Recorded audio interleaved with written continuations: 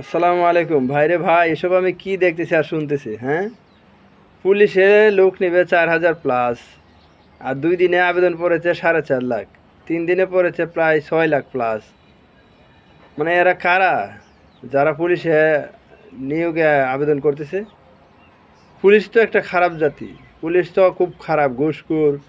মানে পুলিশের কোনো দোষের কোনো শেষ নাই। এটা আমার কথা না, এটা আপনাদের সবার কথা, পুরা দেশ ও জাতির কথা, এবং যারা সমাজের সুশীল সমাজ আছে তাদের কথা, যে পুলিশ খুব খারাপ একটা জাতি। মানে এটা আলাদা একটা জাতি আর কি, এটা কোনো আলাদা বাহিনী না, আপনারা জাতি হিসেবে এটা গণ্য করেছেন। আর 5 তারিখ থেকে শুরু করে পুলিশ যে কীভাবে নির্মমতার শিকার হয়েছে, কত নৃশংসভাবে পুলিশকে মারা হয়েছে, তা সারা দেশ ও জাতি এবং বিশ্ববাসী দেখেছে। তো পুলিশ এত খারাপ, আমার একটা জিনিস চিন্তা করলে এখনও মাথায় আসে না, যে পুলিশ এত খারাপ, তাহলে পুলিশে কেন আপনারা নিয়োগে আবেদন করতেছেন? আর যারা বা করতেছে তারা খারাপ। এতগুলো আবেদন, মাত্র লোক নেবে 4,000 প্লাস, মানে 4200 প্লাস আর কি।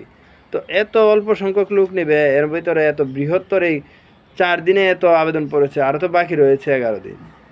সে 11 দিনে আরও কতগুলো পড়বে আমি বুঝতে পারতেছি না।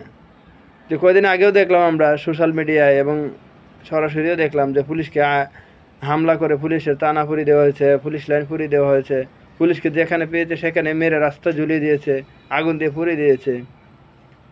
তো এত কিছুর পর আপনারা জেনে শুনে কেন পুলিশে আবেদন করতেছেন? আপনারা আপনারাই তো পুড়িয়েছেন, আপনারাই মেরেছেন কয়দিন আগে পুলিশকে, আপনারাই রাস্তায় গালি দেন পুলিশদেরকে দেখলেই। এখনও পুলিশদেরকে গালি দেন, পুলিশ ভালো না, পুলিশ দেশের শত্রু, পুলিশ জাতির শত্রু, পুলিশ মানুষের উপকারে আসে না।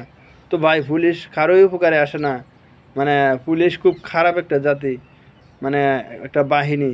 তো সেই বাহিনীতে আপনারা আবেদন করতেছেন, আপনারা কতটা সচেতন? আবেদন করেন, দেশে সেবা করার জন্য আবেদন করেন, কিন্তু আপনারা তো সেটাকে দেশের সেবা হিসেবে দেখেন না, দেখেন দেশের একটা মানে শত্রু আলাদা হিসেবে। মানে খুব খারাপ একটা মনোভাব নিয়ে পুলিশদেরকে আপনারা দেখেন। তো পুলিশদেরকে এত খারাপ মনোভাব নিয়ে দেখে আপনারা কেন পুলিশে আবেদন করতেছেন? আমি তো এই জিনিসটা এখনও বুঝতে পারতেছি না।